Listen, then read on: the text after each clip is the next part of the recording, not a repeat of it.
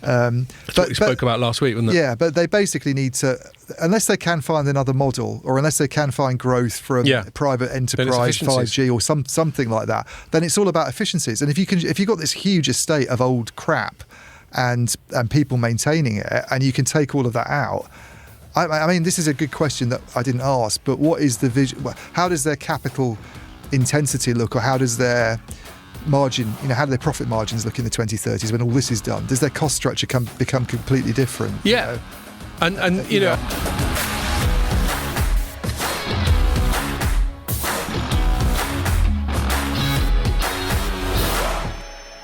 Hello and welcome to another Telecoms.com podcast. Just me and Ian again, although he's camouflaged this week, so you might not be able to see him. Camouflage, yeah. Desert Storm.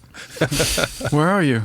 It's like a floating head. Because you loved this T-shirt so much once. Well, you told me you didn't wear it in the past because I took the piss out of it, so now I feel bad taking the piss. You and people from CC Group ganged up on me. Who feel bad about the T-shirt who we saw some of on Monday, which we'll come to. So just us again. We're going to, in coming weeks, we're going to have some guests, but they're like colleagues. They're not sort of industry outsiders. So for anyone listening, and I'm not saying we let any old person on, but if there are people of the calibre we've had on before, both in terms of sort of industry influence and ability to join in the gobshitery, then do feel free to get in touch with me, and we'll see how it goes. But yeah, just us this week, and we got to make short and sweet. Pierre's actually got to fly off at 4, so we better not literally fuck around. Yeah. What's been going on? I feel like summer's over, weather-wise. I don't feels know. a little bit autumnal. There's a drought over. It must be. The drought is definitely over. It's been wazzing it down all week. Mid-20s at one point next week. All right. Yeah. Well, we get little phases, but this is the first week where it's just felt decidedly unsummery. Well, it's rained and it hasn't for the whole summer. It's rained and it hasn't been that warm. Anyway. But no, I'm not complaining, don't get me wrong. There's plenty shitter to come when we're all worrying about our energy bills. It's the low point, isn't it, usually? Do you know, that's going to be one thing. We're going to, first time any of us turns on central heating, that's going to be a thing. Oh, be like, there we go. Oh, my God, I'm skint. Liz has sorted that all out now, hasn't she? She's capped it, but it's still quite high, quite high compared to historical stuff. Yeah. And our kids will be paying for it with having to live on the street for their whole lives. That's all right. Don't worry about that. As long as we're all right. That's what everybody else thought in the past. Your son's all right. He'll be in Denver. Yeah. The boomers ruined Tell him everything. to stay there. He might anyway, I think. He seems to be enjoying himself. Right, okay, that's good to hear. So that's that. What's been going on this week? Well, the big news this week was it yesterday? Yeah. That the Queen Elizabeth died? She'd been on the throne for, was it 76 years or something? I thought it was 70. 70 years. No, it's 70, 1952 was the coronation, wasn't it? Yeah, you're right, 70. I might have that but wrong. That's still a damn long 52, time. Yeah. 52, yeah. That's even longer than I've been in this job. Yeah, it's longer than anybody, isn't it? She's the longest serving. Yeah, and she's 96. You're wearing black. That's good. It's and I'm wearing Guns N' Roses t-shirts and to a safe commemorate pair of hands. I think it's fair to say. Safe pair of hands. Yeah. Well, do you know what? I mean, so I've been, I listen to these American podcasts and they're all going, "Oh, we're so sorry, England," and all that sort of thing. I think if someone reaches 96 and she's basically been firing on all cylinders, it seems, until quite recently. Yeah.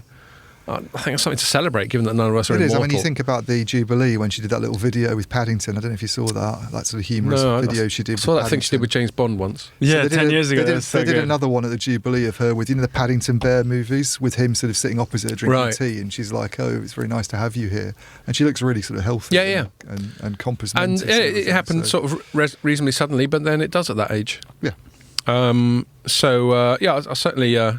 Not necessarily the most respectful thing to do, but I'll raise a tin to her Madge. Yeah. As you say, safe pair of hands. It does sort of make you muse about the royalty on the whole. Like Americans who I listen to podcasts, they will find it a bit weird that we have a royalty. Mm-hmm. Although, of course, they do in their strange way elevate the president to this sort of demi-royal state for the 4 to 8 years. And he's got executive power. In there. Yeah, but I think. I'm actually not Republican. I mean, I probably am Republican in principle, in that how can you be a Republican? How can you be a Democrat and a royalist at the same time if you're going to be absolutist about it? But I think Yeah, I don't think they do any harm. They don't get that much off the public purse. Yeah, they're relatively privileged in terms of material comforts. But I tell you what, I wouldn't swap places with anyone. I wouldn't want to do the job, and I don't have an issue with that whole sort of, they take money from the taxpayers and don't do anything. I think all that's guff. I just think when it applies no less to the public sector on the whole. I just think I'm uncomfortable with the idea of it. Yeah, I think as a concept. Tourism. As a concept, but the tourist side of it. And I think that we were talking about this before you came in. I think what it means now with Charles being king, because he's possibly not a safe pair of hands. I mean, we don't know because he's not been king before. Now. I think if it had been like sort of 20, 30 years ago, when he thought his bright ideas were worth sharing with everyone else. Yeah, maybe, but he has shared his bright ideas with everybody else, and he's more controversial figure than she is. I suppose so. Yeah. Because she was totally, never controversial at all. We never knew what she thought about anything. Poker faced. Yeah. And whereas we know what Charles thinks about the environment and growing veg and architecture and stuff like that, and he rubs some people up the wrong way. So the bit of London we're in now, he referred to as a carbuncle. I'm optimistic that he'd actually be quite good and end up becoming a bit like her instead of just getting on with it. But you can, people who sort of complain about the monarchy being outdated and it should go, something like this happening where someone has been there for 70 years and then there's this all of a sudden a change, you kind of feel that there's more of a chance of something like that happening, I guess. Yeah. And it's not just him, obviously the people around him. You've got people like Andrew, Harry, who's gone properly off the rails. They're not sort of ideal Harry and Meghan people, are serious loose cannons. Yeah, exactly. But William and Kate seem fairly solid. Do. I mean, they're kind of very much in the sort of Queenie mould, aren't they? William and Kate. Yeah, Kate is. Yeah. I was just thinking, like the currency. They're going to replace all the bills, the coins. Do you know what? The post. Weird. Actually, I hadn't thought about that. It's a really interesting thing. So my daughter has autism, and people with autism find it's largely defined by sort of heightened anxiety about pretty much anything. But one of the things they also find difficult is change. Partly because it feeds into anxiety, because fear of the unknown and that sort of thing. And she was going to me, bless her. She's going to me, I mean, she was sad about the Queen and all that sort of thing, but she was worried that her money was now worthless. She's got a picture of the Queen. Well, you're not allowed to use it anyway, so... Yeah, well, that's true. Back to one of your moans. Away in the pub anyway. Even if it's got a picture of King Charles on it, and you hand it over now, you could say, "Are you discriminating against King Charles? What are you against him?" First time, actually. I wonder how quickly they'll turn around the wedge, or they'll even bother. Because we're not allowed cash anymore. Yeah, I think they could wait for the next, like the mailboxes. They should wait for the mailbox to be rotten to replace it. Because the mailbox got ER on it. Yeah, it's fine. So he's coming in a period when no one uses cash anymore and nobody sends letters. Yeah. So his image is going to be nowhere. Doesn't really matter. And no one sends stamps. No one uses stamps. Yeah. Those are three things that the royalty appears on. When was the last time you bought stamps? I sort of buy them. I probably buy one pack a year for birthday cards, and that's about it. But they'll sing "God Save the King" at the World Cup. That's going to sound a bit weird as well, after being so used to the Queen for a long time. Anyway, what does it mean for the telecom sector, do you reckon? What is King Charles III going to do for telecom? That's a big question, I think, for our podcast. And therefore, that's the first topic. I don't think it... Well, no, it's not the first topic. Although we are going to talk about former state monopoly, which I suppose, when it was monopoly, was in principle owned by the Queen. No, it has no bearing on telecoms whatsoever. But I suppose, there's a little segue there while we're still waffling. We have got a new Prime Minister as well, funnily enough, also called Liz. Yeah.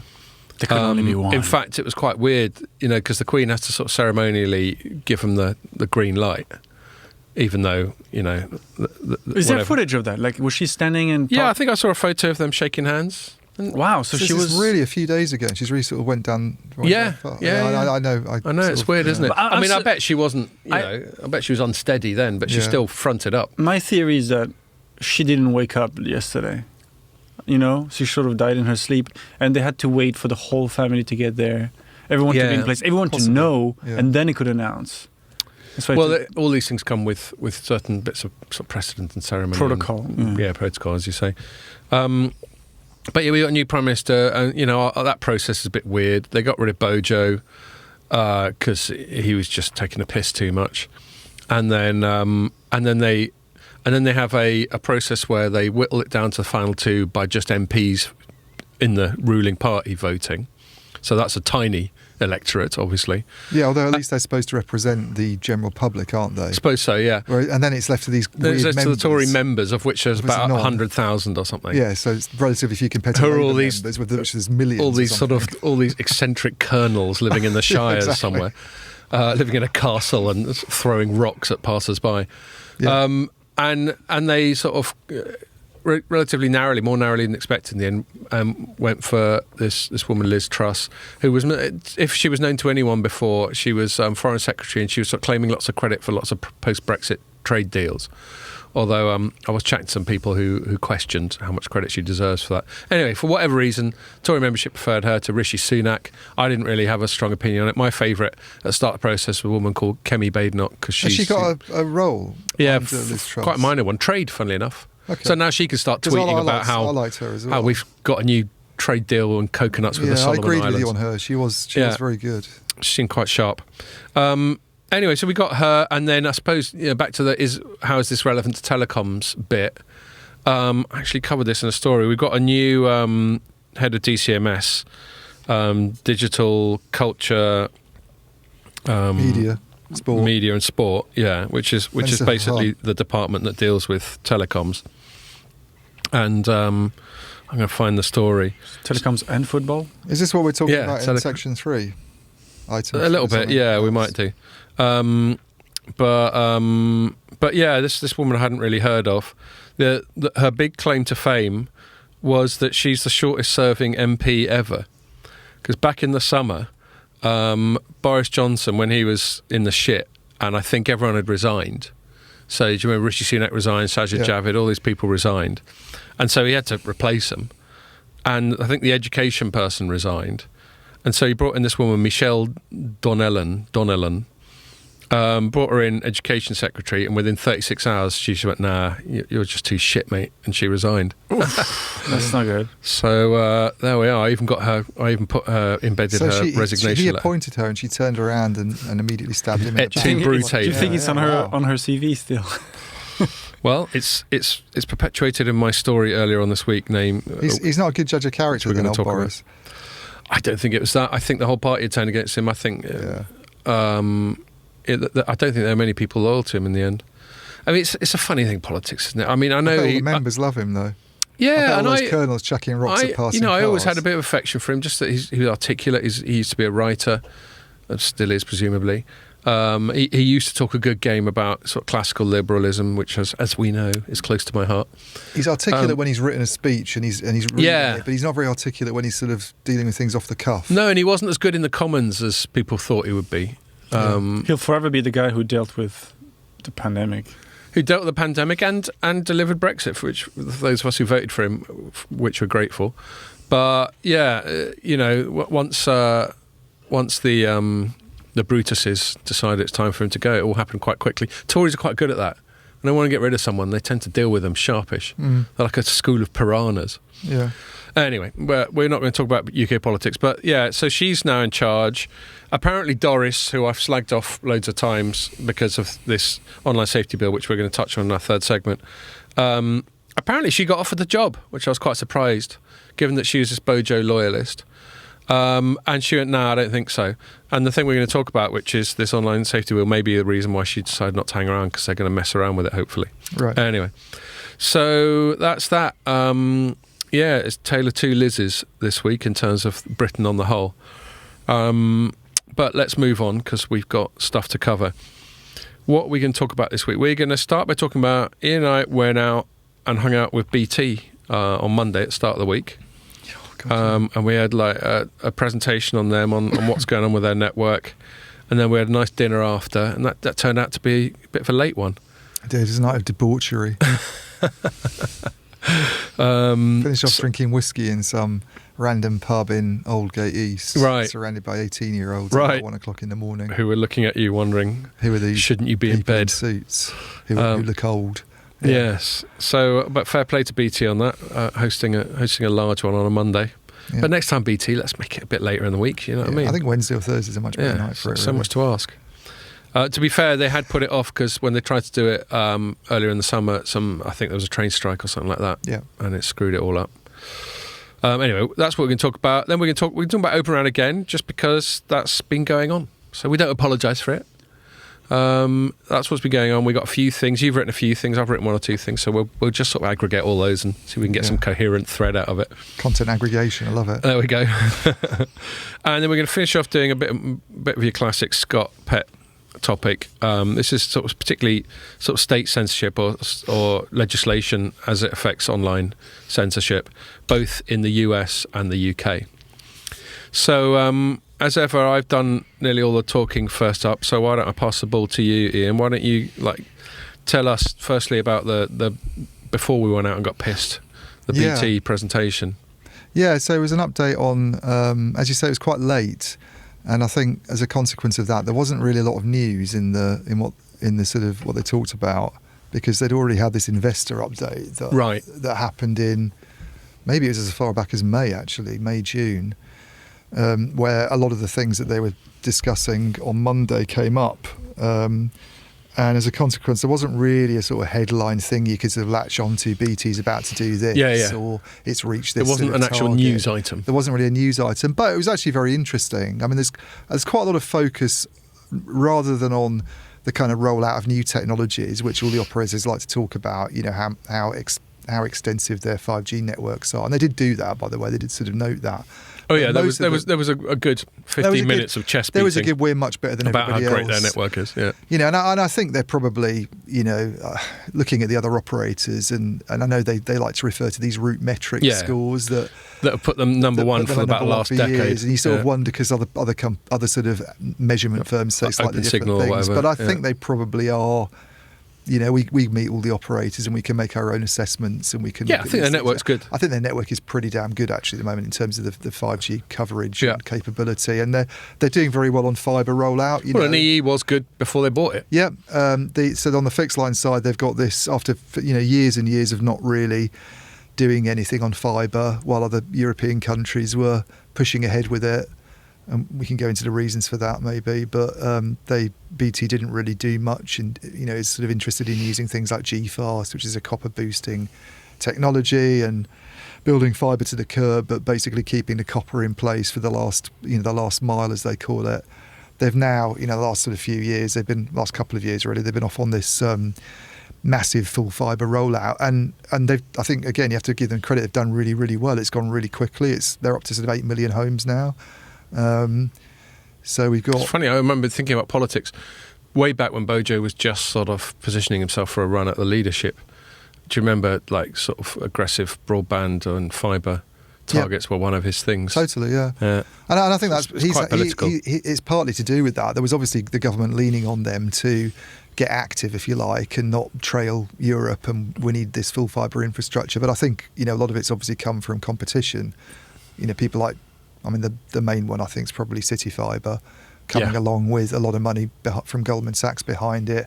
Quite aggressive targets, to cover sort of 8 million properties itself. And BT's obviously thinking, well, if we don't do something, we risk potentially losing our broadband customers. Because if you're given a choice between a 70 megabit per second connection or a gigabit connection, and it's the same price, who are you going to go with? No brainer, isn't it? But a lot of the conversation was actually about efficiencies and cutting out old technologies. They've got this they're a sort of mishmash of old and new, BT, really. Yeah. They've got all these things in place that have been there, some of them for decades. Well, because they were just British Telecom. Yeah, and if you sort of excavate BT... I'm old enough to remember when they were privatised. I remember not quite being able to get my head around the significance of it. But there's all this old tech in the ground still, from the copper wires that will, eventually get replaced by full fibre. To old sort of switches and routers, to these old PSTN systems, as it's called, public switch telephony network, that they seem to have been trying to shut down for years, but it's still there.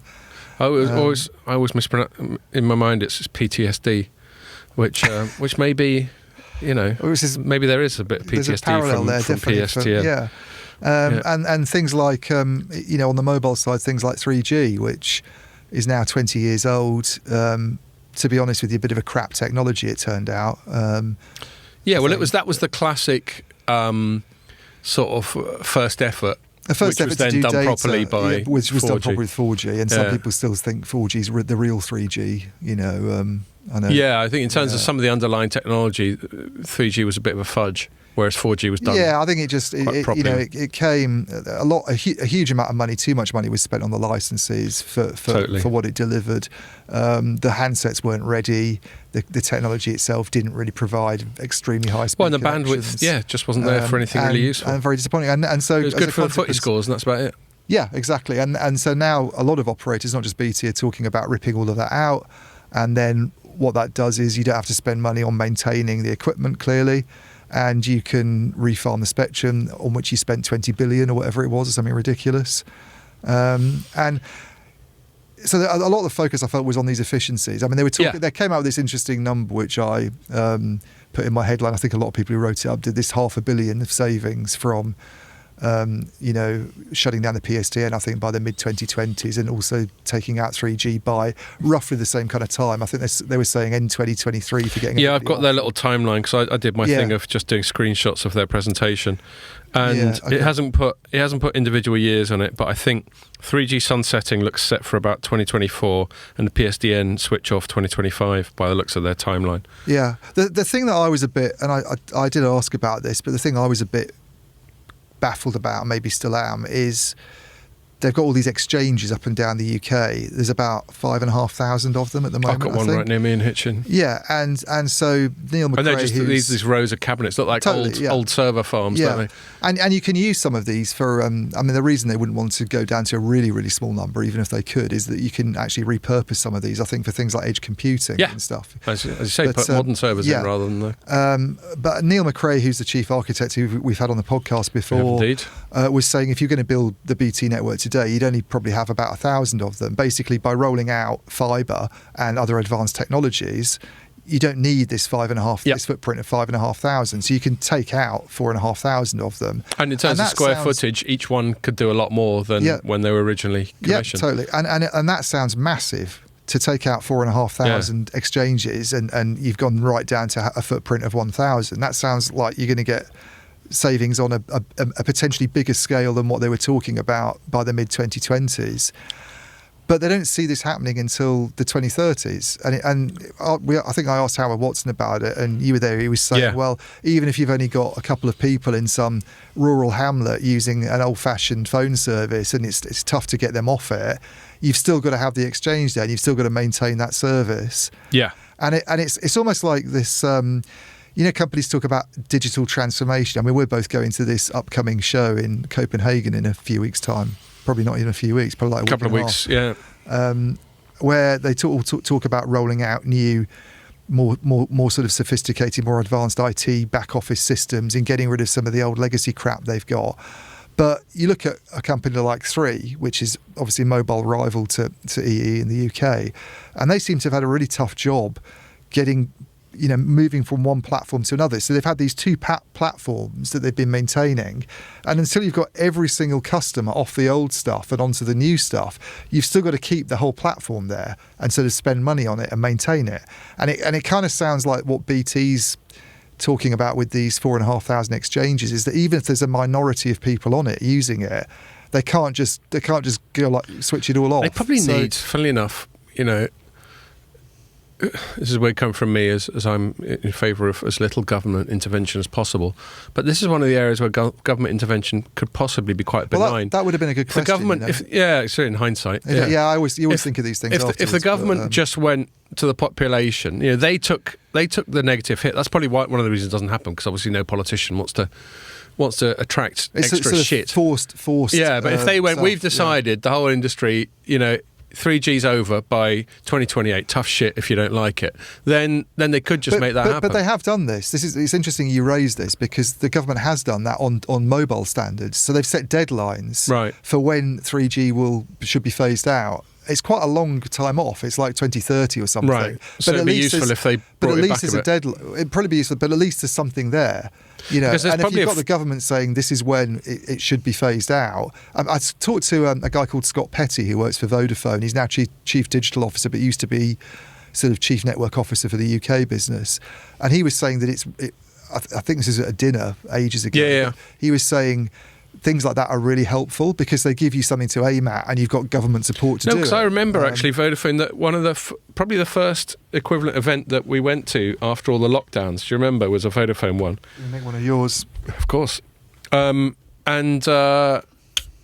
that came up, didn't it? The 3G shutdown, and they were talking about how there's just a couple of old biddies using their Doro phones on 3G, and they've got to keep it going just for them. Yeah, I don't know whether there's a regulatory obligation on them as well, whether Ofcom would shit on them if they cut off said old biddies. Well, this is why I think if the government says we see 3G being phased out by 2030, the operators are going to applaud, because all of a sudden then the government can't turn around and say, well, but you need to be supporting it beyond that date if people want to use it. It's like it gives them an opportunity to say you actually need to switch because this service is going to be discontinued. We're not going to support it anymore. Just tough shit. And then the old biddy who's got her phone that's 30 years old that still works. Well, it couldn't be 30 years old. She'd have a bit of a moan. Or the government could get involved and buy her a new Doro, whatever. Yeah. And I thought that was a point well made by both Howard Watson and Neil McRae, who are the two guys. There's Howard Watson's CTO, Neil McRae's the chief architect.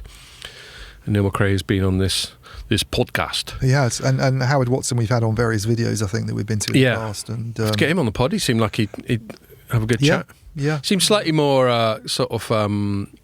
guarded than Neil. Well, I think, because he came out to dinner. They both have chief in their job title, but I guess Howard, as the CTO, is the more senior, and you're probably more worried about sort of saying something that board level fuck up. Totally. But he still came out to dinner, whereas Neil presumably had to go off and play pinball. Well, Neil apparently was meeting up with Clive Selley. Oh, okay, well, that's fair enough. We can allow that. Who's the head of Openreach? All right, Neil, we'll let you off. Don't make a habit of it, mate.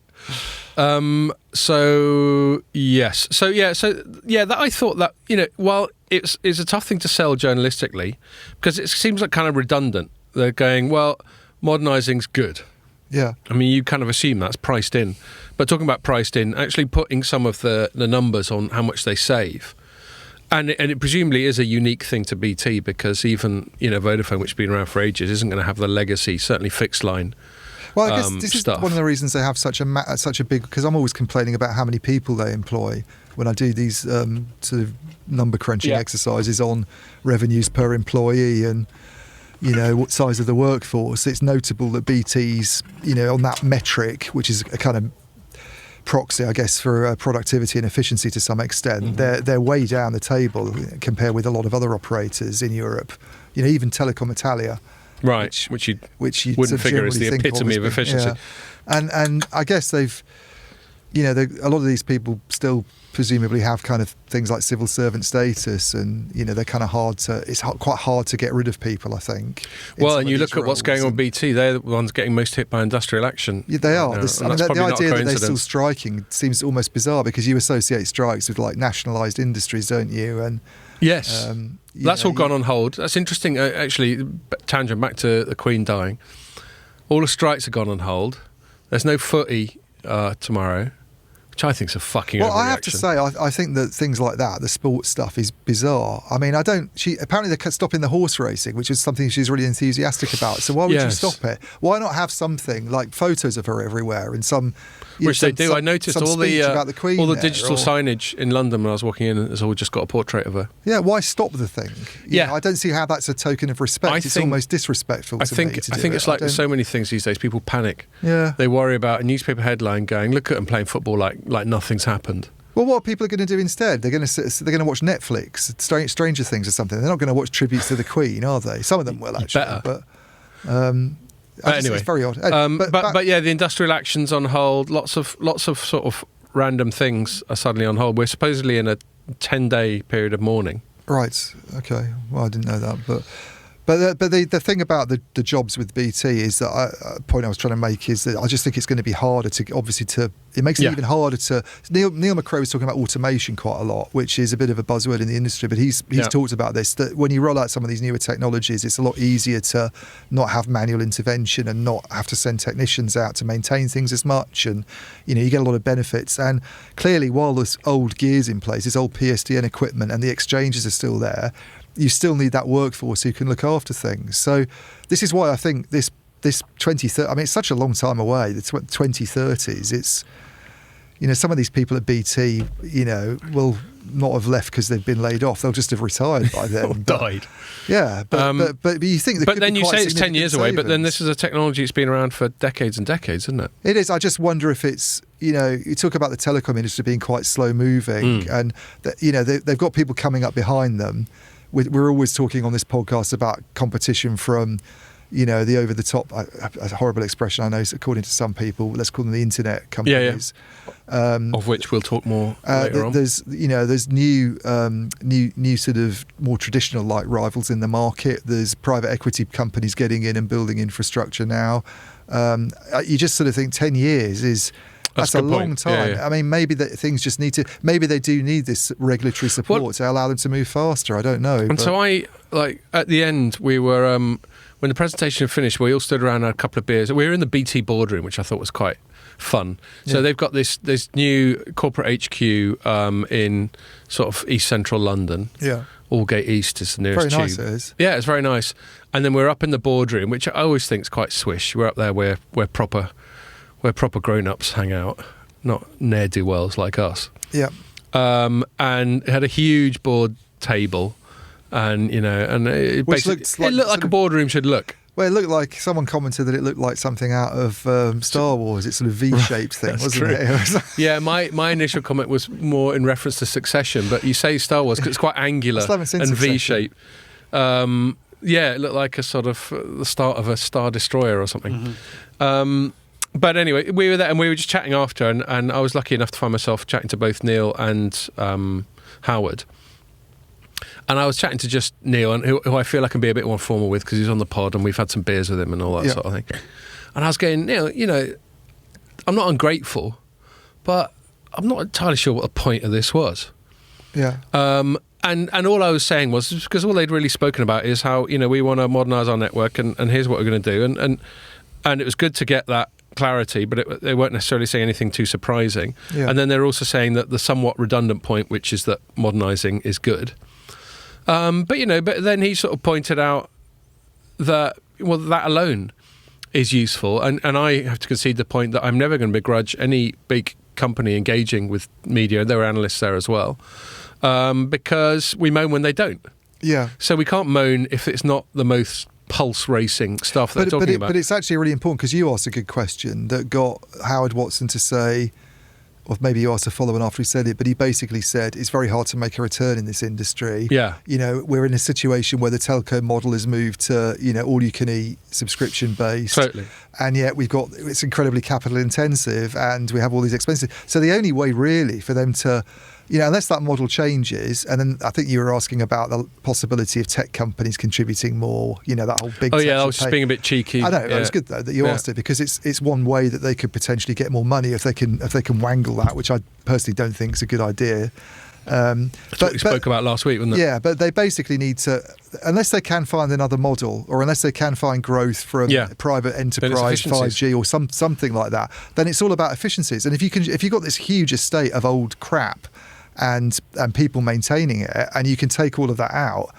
I mean, this is a good question that I didn't ask, but what is the vision? How does their capital intensity look, or how does their margin, how do their profit margins look in the 2030s when all this is done? Does their cost structure become completely different? Yeah, and the point, the reason I mentioned me sort of asking Neil about the point of the event is I think another point of things like that is they're communicating through us to other people. So by giving us a presentation on how important modernisation is and how much capital it will free up for them, the underlying message being that they'll be able to spend it on investing in the network, whether or not they do or whether they just pay it back as dividends or whatever remains to be seen. But I think they're communicating through us to legislators, regulators, the investment community, whoever, other third parties who are stakeholders in all this, that, wouldn't it be good if we could get rid of all this old shit that hardly anyone uses? And I think, the other point, which is well made, although I always remain sceptical about any sort of corporate talk about sustainability and climate and green stuff. Yeah. But they made the point. I mean, I think I can't see it right now, but they made the point that an absolutely disproportionate amount of the energy they use is taken up by this PSTN. Yeah, 80. Well, by shutting that down, I think that's where they expect to get 80% of the savings they're talking about. But I don't see that as an overtly green thing. It's just a money thing to me. I mean, okay. Yeah, I do primarily. But do you remember when Neil went through the benefits of modernisation, 4 slides? Yeah. And the second of which was sustainability. I'm just saying that's part of the mix. Well, I suppose, I don't mind so much if people throw that in when they're talking about cost savings. Oh, and by the way, it's green too. Yeah. It's when they say they're mainly doing it for green reasons. And then we get very sceptical indeed. We're like, oh, right, that's all you care about, is it? Yeah. Yeah. Yeah, because I just think it's less sincere to me, isn't it? Yes. I can see why a corporation wants to save money. I'm not entirely sure that I think corporations are that serious when they talk about saving the planet, because nobody else has been, have they ever? It just doesn't fit in apart with from Greta. Apart from Greta, who's not a corporation to the best of my knowledge, although she probably could bring in some decent wedge if she wanted to. No, it just doesn't fit in with all the incentives that we know that companies, especially listed companies, have. Yeah. Yeah, all these fiduciary responsibilities and all that sort of thing. Well, they have these weird ESG metrics now, don't they, to do with... Yeah, but that's primarily a branding exercise. I agree, and it's also very hard to make. The Economist did a really good piece on this 3 or 4 weeks ago about how it's all a load of nonsense, and the only metric in all of this mix that you can really sort of pull out and monitor and actually compare between companies is emissions. Everything else, all this stuff about social responsibility and paying people this, and it's all because they all do different things. They have different initiatives which aren't comparable. So it's not standardised. And it's not standardised. It's not easy to sort of fathom whether it's a bit whack-a-mole as well. Sometimes we don't know with some of this stuff whether it's actually going to. I mean, it's like Telecom Italia was coming out recently with some stuff about planting trees. And there was it wasn't set in context at all. It's just we've planted 100 new trees this month. I said, well, so what? Does that cancel out all the emissions you've caused from? Yeah, well, I went for a run yesterday. Yeah, totally. It's like so random. I shaved a It's better than not doing it. I did. Do you know what? Actually, but talk about that. No, you two will laugh because you're both much more accomplished runners than I am. I was prior to that. My record for the mile was just under 13 minutes, and then yesterday I managed to shave a minute off that. So that's all right, isn't it? That's all right. Yeah. Under 12 minutes. What do you think you can run a mile in?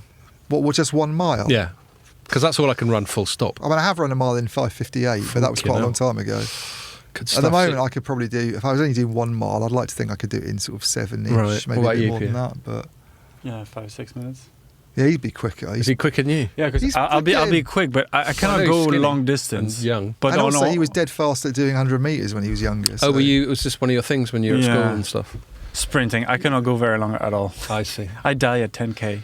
But I'm really slow when I go 10K. over 3 or 4 miles. I'm really slow. Thought of 10k. I'm more like 9, 10. Right. So I'm not much, yeah. Well, I'm a mile, and then I'm patting myself on the back there. But at least I shaved a minute off my mile anyway. Yeah. From little acorns, great oaks grow, and all that. Anyway, what are we talking about? Yeah. So like virtue signalling and all that, and it's all relative. So there we are. For me, it's a big deal to do a mile in 12 minutes. For you, it'd be a big deal to do it in half that time. It's all relative. Who's the more virtuous out of the two of us? Yeah. It's impossible to say. I mean, that's why I had, but you've got to compare yourself. I mean, this is total tangent we're on at the moment, but you've got to compare yourself to yourself and say if you did it in 30 minutes and you go down to 12, that's really good. So quite, and if I mean, I don't know if you remember in my book, I had a thing called a corporate offsetting note, which was like it's based on medieval sort of Catholic indulgences, whereby you can offset corporate sins through this tradable sort of derivative, and the the acronym was deliberate to make a con, and yeah, if it was standardised, if there was something like the con that I wrote about, and everyone agreed on this standardised thing, that'd be fine. But as you say, it would have to be relative to where you were. You couldn't be based on absolute stuff. You can't say that a telco like BT with all these exchanges can be compared to something that's entirely internet-based that has hardly any physical infrastructure at all. Yeah. So anyway, but yeah, I take your point. They weren't labouring that point. I still think it'd be handy in the current climate. I reckon that sustainability bit, when they're pushing to maybe shut stuff down a bit earlier, and old BDs are going, but what, how am I going to be able to... my old Nokia that runs on... that I need to 3G only. That I need to get my pension or whatever. They can go, well, what about the planet? Hey, stop being so selfish. But this is why it's quite it's a difficult thing to do, because the trouble is it's like something I complain about a lot, as you know, people using cashless payment systems. And I agree with you, by the way. I'm just not quite as vociferous. And, not being able to go into a pub or something and hand over a tenner to pay for your pint and only get £3 change, by the way. Yes.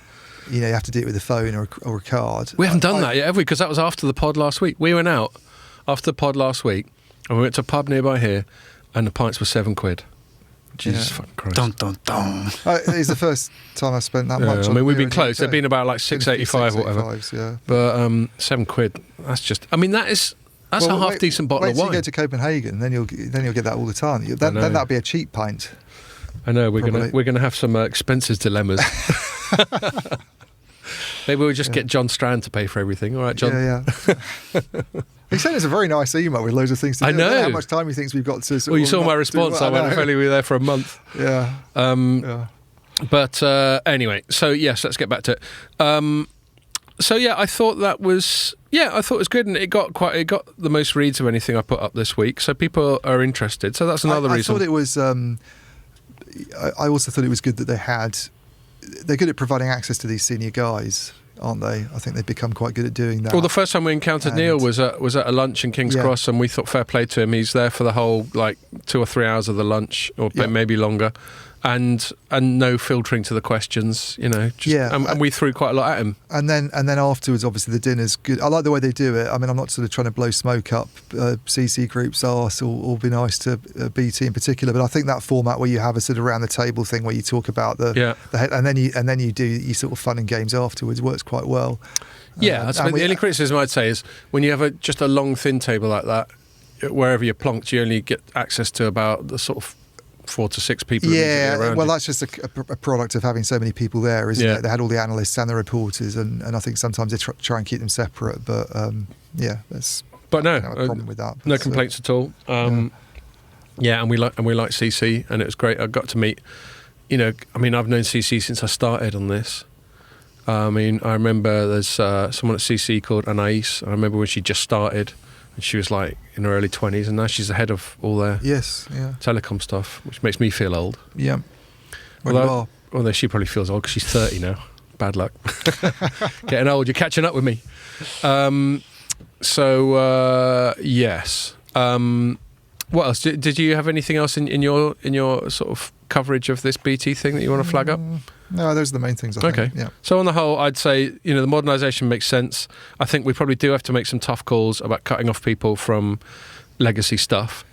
And it makes sense in terms of the economics for the company, the economics for the collective, because we all are obviously benefit from better rollouts of newer technology, and then the sort of sustainability. The only other thing I'd say is going back to the sort of fibre thing that it was interesting because the day that it happened on a Monday, partly because the morning was fairly quiet for other big news items. I think the thing I wrote was a story about Giganet buying another Cuckoo. very small, buying Cuckoo, yeah.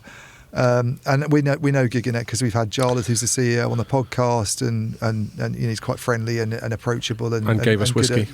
Yes, and gets back to you. Rucksacks. And it's interesting because this sort of fibre frenzy that's going on in the UK at the moment, which has, I think, compelled BT to take full fibre rollout more seriously than if the government was just leaning on it to do that.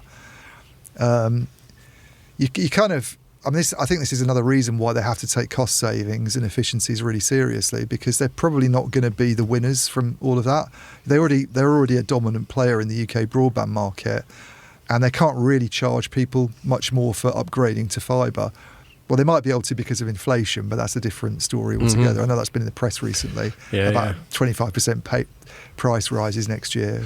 In fact, a smaller ISP called Hyperoptic, we put up a piece today where they've been going on about inflation. As one of their. But ignoring that issue, they sort of stand to be a bit of a loser, I think, from this full fibre move, because even though they probably will still end up as the biggest fibre operator, they're not going to be as big as they are in the old copper days when they were monopolistic and there's only really Virgin, unless all these various companies that are in the mix, unless they kind of fail en masse sort of thing. and some of them probably do reasonably well. So even if they won't fail, they'll just be consolidation. There'll be consolidation, but they'll take a few percent market share at worst, and that in itself will reduce BT's. And furthermore, in terms of consolidation, I bet you BT wouldn't be allowed to do much more M&A. No, for sure, definitely not. I mean, that would certainly be something you'd expect the competition authority to kind of stamp out, because they're quite monopolistic in broadband at the moment. So the whole point of this thing is to have more contentious, more sort of competition in the market. But I just see them being a bit of a net loser from that in a way. Their position will still be strong, but it will go down. Therefore, it's another kind of indication of decline, if you see what I mean. And that Howard Watson's talking about how hard it is to make money at the moment because they can't charge more for gigabytes. They just have a flat rate.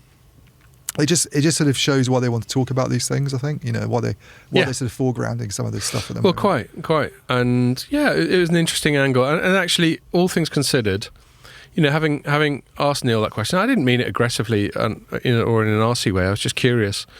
Just because you're so used to there being an overt news point to a gathering such as that. I actually welcome it. I welcome just having a bit of an update. Yeah. This is more typical of what analysts get, of course, because they're not chasing headlines like we are. And it was a journalist and analyst briefing, so I guess the remit of it was kind of hybrid as well. Yeah. So and actually I quite like those combined ones, because you get, like, I was talking to Gabriel, our colleague from Heavy Reading. Yeah. I was talking to him afterwards about a question he asked, because I didn't know what the fuck he was talking about. It was so techie. It was to do with standalone. It's something to do with standalone and carrier aggregation and devices, and it was just quite in the weeds. Yeah.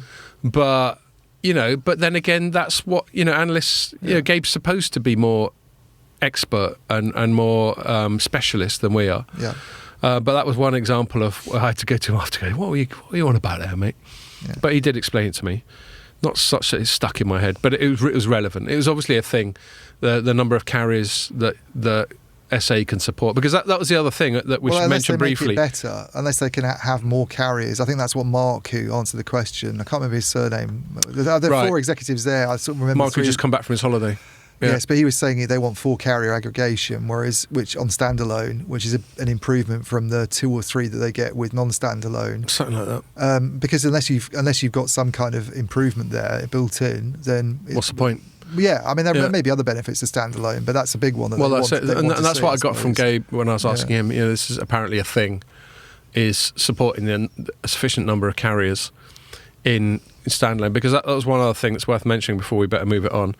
Is I think it was both Howard and Neil just stressing the importance of standalone to achieve a lot of the other efficiencies and bits of agility and all the general sort of cloudy stuff. Oh, well, that was the other thing I took away from it actually as well, which I did put in my story, but I didn't put it. But I think if Reuters was there, wasn't it? So Reuters, he sort of thought they might have gone with this in a big way, but there was the Huawei swap out stuff. Yeah, I mean it's quite apparent that they haven't made a huge amount of progress on the Huawei. Oh really? swap out. No, I didn't necessarily. I must have missed not that. Not from the numbers that Howard Watson was coming out. I'm not saying they're not going to be hitting their targets, but you sort of think you get the feeling that they're doing it at the rate they have to do it according to government deadlines, which you'd expect, which is fine, because they'll sweat the asset as much as they can. But there's still, for people who are on the side of we should really worry about Chinese equipment, security threats, sabotage, spying. So the numbers were BT has about 19,000 sites in the UK. And they previously have said that 2/3 of that, back in the days when there were no restrictions, 2/3 of that was Huawei, and about 1/3 of it was Nokia. Right. And then they've introduced Ericsson, and they've beefed up Nokia's role as a consequence of the government saying you can't really use Huawei in the future. But I'm pretty sure Howard Watson said that they've done about 3,000 swaps. So you look at 2/3 of 19,000 sites, about 12,500 sites. So you're down to 9,500 sites still. Yeah. On Huawei, and it's. And when's the deadline? The deadline. I think by next year they have to be down to 35%.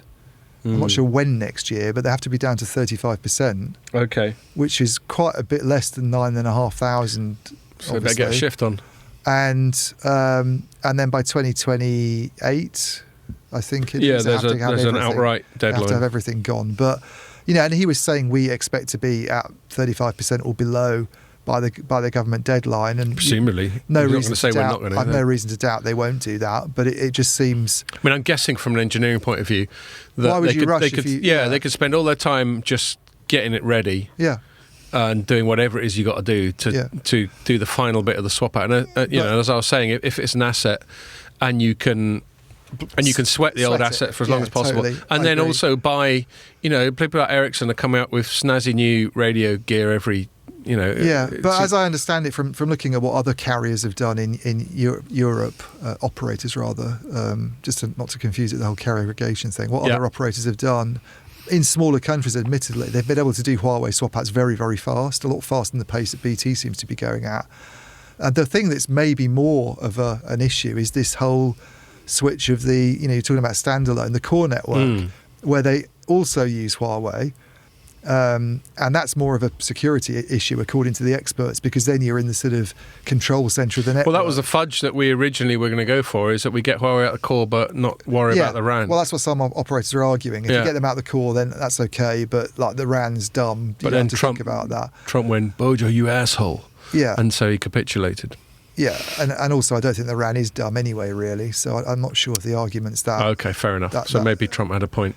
Well, I don't know if his eccentric way. His brains that were sort of Trump that went. Hold on a sec. that were making that distinction. I know a thing or two about radio access networks. But the core is so they're basically trying to move subscribers from this pretty much like this IT platform shift I was going on about with 3. You move them from the non-standalone 4G core they've got with. Not non-standalone, but the 4G core that they had with Huawei, over to this converged core that they've got from Ericsson that they're now sort of rolling out, and they've only got 1 million subscribers moved so far. Yeah.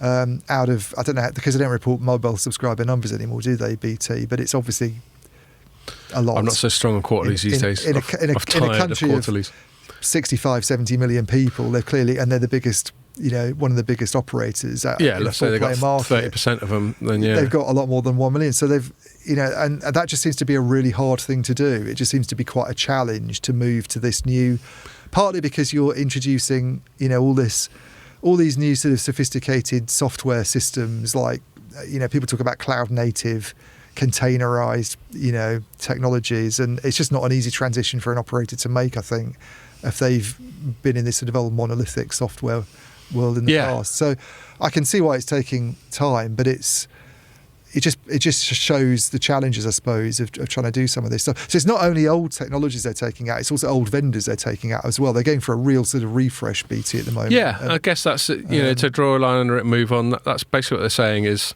we've got our hands full, we've got a lot of shit to deal with. They weren't asking for sympathy, but they were clearly trying to convey to the telecoms journalist and analyst community that this is no small undertaking, but it's worth it, and here's some of the benefits of us sort of stripping out the old stuff in terms of overheads, in terms of OPEX and that sort of thing, and good luck to them. I hope it goes well, because everyone benefits from this kind of modernisation. Cool. All right. So that was that. So we spoke about Open RAN last week, but we're talking specifically about a piece you wrote about whether or not it's a good idea for O2 to get all keen on Open RAN in the way that Vodafone is. And one of the reasons you said is because, Vodafone's kind of compelled, again, back to the sort of Huawei swap out stuff. Yeah. They're kind of compelled. Every now and then, and this has happened quite a lot in recent years in broader economics, you get these inflection points sort of forced on the market. So a massive one in terms of the broader economy has obviously been the lockdowns. That creates an inflection point. It's driven a bunch of companies bust. It's made a bunch of other people sort of more dependent on state handouts. It's largely created the inflationary pressures that we're feeling right now. So you just get these inflection points, and they can happen through something like that, or some other natural disaster, or through a war, or just something really dramatic. And then obviously in the telecoms, this Huawei thing creates an inflection point because, again, we just mentioned John Strand. He's mentioned that a few times before. It resets the upgrade cycle. If you were going to sweat your assets for as long as possible and you got some Huawei kit and you weren't going to replace it for a decade, suddenly you got to replace it a few years earlier than that. And it's like, everyone can relate to upgrade cycles because most people have a sort of phone upgrade cycle. Some really keen people maybe upgrade their phone every 2 years if they're on a contract. I tend to try and stretch it out because I just buy phones by themselves. Is Ian getting the iPhone 14 now? Oh yes. Probably not. No. When did you get your latest iPhone? What is it? A 13, 12? I think mine's a 12. Okay, so and if you're on a 2-year thing, you might be tempted. What about you, Pierre? What are you on? A 12, but right. You're not tempted? I'll wait for the next one. I mean, I'm due an upgrade in a few months, but I've no interest in getting a 14 because it just doesn't seem to do anything. So you still have a full contract where they offer you upgrades as part of your contract, do they? Yeah, I mean, I spend a lot a month, and because of my nice little contract with light reading that never changed when I went to Informa, my phone bill's covered. I don't think I'm going to change that. I'll cut that out. I don't get a lot of benefits, so if they're going to take that one away, they can fuck right off. We normally get one moan a week at you. But there's... So it's about 60 quid a month, right, which I'd never want to spend if I was paying for it myself. Yeah. But with that normally comes an automatic upgrade, doesn't it? Or at least So they've even already been writing to me, do you want to do an early upgrade to the iPhone 14? Well, why not if you don't have to pay for it? Well, because I'm actually... Yeah, I suppose you could look at it that way. I mean, I don't know. I just think it's a slightly... Pierre's doing a dull Why would I want to get an iPhone 14? How's it going to change my life? Because it's 2 more than what you've got. It's got a 48 megapixel wide-angle camera. It's got a better camera. Oh, great. And it supports text messaging in an emergency. Yeah, if I'm in the Himalayas and my crampons give way and I'm sort of the only thing where I can point my phone to the skies and get rescued, basically. And get shocked by thunder. Unless there's some snow and then it won't get through. I think the only thing you'll want it for is the extra battery life. Now that is actually quite useful. That's the only thing you care about. They're always incremental. I mean, I'm not going to talk about it. I did write about the iPhone thing, but I don't actually care about the hardware upgrades these days because I realise that they're just tiny little incremental. Yeah. I mean, you get a better chip. I did wonder if you wanted to talk about the whole iPhone shit today on the podcast. No, I mean, we can have a quick tangent about it now. It's not a super cycle. We're on one. Well, we're on one, exactly. So it's not a super cycle. It still looks the same, more or less, as the 12. 12 was the start of a new super cycle. Was it? There's something about eSIMs that I didn't pay a huge amount of attention to as well, that it's got eSIM capability. Well, in the States, it's not just that. I mean, they've had eSIM for a while. All right. But they've still maintained the physical SIM card tray. In the States now, it's eSIM only. Ah. Those are the only two things I focused on. I noticed Mike wrote it out quite quickly after launch. Mike on Light Reading, and he focused on those two things as well. By the way, is it easy to set up? Like you just copy the number on the SIM in the phone, and that's it. It would just all be through an app, I think. Like the settings. Yeah, I mean, I don't know. I've never used an eSIM, so I'm just assuming that it's supposed to be through a kind of app. So basically, you can just move to somebody else. And presumably, presumably you'll get some kind of text message from your operator, and you know how, like with two-factor authentication, you get a text message and the app automatically recognises it, and you don't even need to manually copy and paste. Do you know why it's really useful? It's probably something like that, I would guess. It's really useful because normally what you do when you get your new phone, and its little packaging, is you go to the pub. You sit at the bar and you put it together, and you're trying to get the little SIM card in, and it drops in your pint. It's a very specific picture you're painting. This is the main advantage. I normally just do it on my desk. I don't do it over a pint. Jesus Christ! You know when you buy a new phone and then you go to Ferris wheel, what? And then you go snorkeling with it in your pocket. But anyway, yes. No, I mean, joking aside, we all find those little nano SIM and the trays very fiddly. Yes. And it's all quite fraught, and you think, I could just kill my new phone. It's funny how I just kept going smaller and smaller and smaller, and then you're like, okay, Now you did child's fingers to actually install it. But the thing about exactly the thing about little tweezers, little jewellery kit. One of that game, one of those weird monocle hospital things. surgery game. Yeah, play when Operation. That's it. What was I going to say? No, the thing about eSIMs, apart from all that, getting rid of all that fiddliness, is in principle it allows for almost totally dynamic switching between operators. Yeah. So you could have two. Yeah. So on one level, it means that if you're constantly price comparing, you can just say, "Fuck you, EE, I'm going to Vodafone." Well, but then the other one is travelling as well. But can you? Can you? I don't know. You still get tied into a long contract, don't you? You can't just go, "Oi." Well, that's your choice. I have my phone and I have a SIM-only contract with EE that's just rolling. So monthly. I can just because you're on if you're SIM only. And wouldn't you save a ton of phone. money if you did like 12 months? I don't think so. And whenever you have to get a new phone, you have to shell out a huge amount of money, basically. Yeah. Well, so I mean, this is like in my previous job, I used to cover this. The total cost of ownership, TCO. Yeah. The TCO of buying a phone yourself and going SIM only is much lower than getting a phone on a contract through an operator. Yeah, but it just stings you every time you do. Yeah, but it just means that you got to find 500 to 1,000 quid. Because people don't go, I'm not spending the money on the phone, therefore I'm going to shunt 40 quid into this account every month. But it's like a very expensive form of financing, doing it through the operator. But whenever I get a new iPhone, I return my old phone to them and they give me credit for it. And it's usually, I mean, if you buy the phone for 1,000, it's usually like 350 or whatever. Right. It's not great. It's better than nothing. But are you SIM only as well then? Yeah, SIM, £12 a month. Yeah, see, but then he's got to find a grand. My worry about doing it, and partly because I don't have an incentive at the moment because up to 100 quid's covered by light reading. Thank you very much, light reading. Don't take that benefit away, please. Still fucking up. Is that I'm going to go? I'm only paying £10 a month now, and the 50 quid that I used to, that used to go on the phone gets spent on this. And then it comes to a time when my phone doesn't work. On about I need to get a new one, and it's like, oh shit, it's going to cost me 1,500 quid. Because it probably will do by then. No, I had an excellent advisor when I was asking about these things at EE years ago. I've spoken about this on the pod before.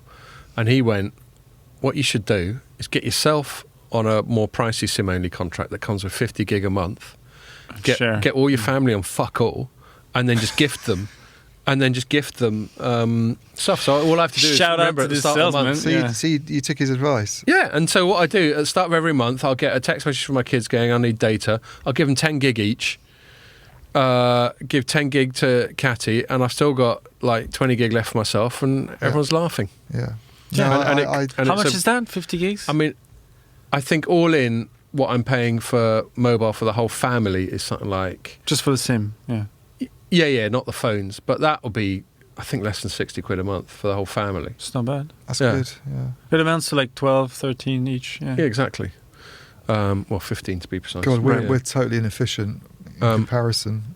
Yeah, but that's what... I mean, my youngest son's on a £5 a month deal with O2, which gives him limited sort of data usage and some text and some calls. Well, he's a bit younger as well. You want to keep an eye on it, and it's capped as well. Like, so if he goes over his limit, it just stops him using his phone basically, and it's always £5. It's really easy.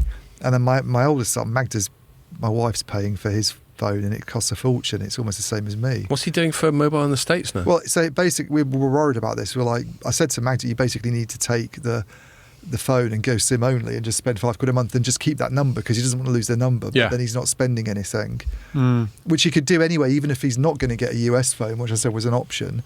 But because the Wi-Fi at the campus is everywhere, and he's basically not, he's used phone, he's just hardly ever on mobile WhatsApp calls, voice over Wi-Fi with us every night, and he's never used a data. Oh, do you chat to him every night? Bless you. Most nights, yeah, pretty much. And you said he's settling in well, yeah? Yeah, I mean, well, he didn't. Yesterday, the day I've heard less from him than any day, and I think it's probably it'll start tapering off. Probably because he's been hanging out with his mates more than. We started that. Once he gets a social life, you'll be ancient history. That's good in a way. So. Yeah, of course it is. I was just being a dick. Yeah. All right. Anyway, Open RAN. Yes. Okay. So let's get back to you, Ian. I've written one or two things. Well, let's talk. Maybe we'll start off talking about the thing that we both wrote about. Yeah. Which was the Deloro. So they keep upwardly adjusting. So Deloro is basically. Did you get the email from Deloro directly? I think so. Yeah, Daisy is their PR person. She sent it to other people in Light Reading, and you didn't get it. I wasn't on the thing, and then I was. What am I, chopped liver? Well, I ended up asking some follow-on questions from Stefan Pongratz, who's the main analyst. And he sent me a very nice long email back, but it's just like, why do you keep doing this? Because you know that I'm the person who mainly writes this stuff up. If it's I'm not sure mine. It can't be deliberate. It's sometimes you just fall off mailing lists, and I don't know why. It's not like they just go. Anyway, fuck Delora, Ian. if you're watching, send it to me. Because I'm the no man. one else will write it except Mike. If it's someone outside the US, send it to me. But we recognise, with all due respect to other analyst houses, not least the ones in our stable, Omdia and Heavy Reading, we recognise them as they're viewed as, in terms of telecoms kit, network kit. they're viewed as the experts, aren't they? Well, yeah, I'm loath to say that because I think the guys at Omdia actually do a really good job as well. Do they? Sorry, Omdia. On that front. That doesn't mean that Dell'Oro aren't really good. They are really good, and they also have big customers. I mean, they're cited by Ericsson in its quarterly reports. Yeah, exactly. That's how I first heard of them. Anyway, but they're more specialists in that area. And, yes. And they keep upgrading their forecast for Open RAN gear. And I wonder if I've got my shit together and got the thing up that I wrote about it.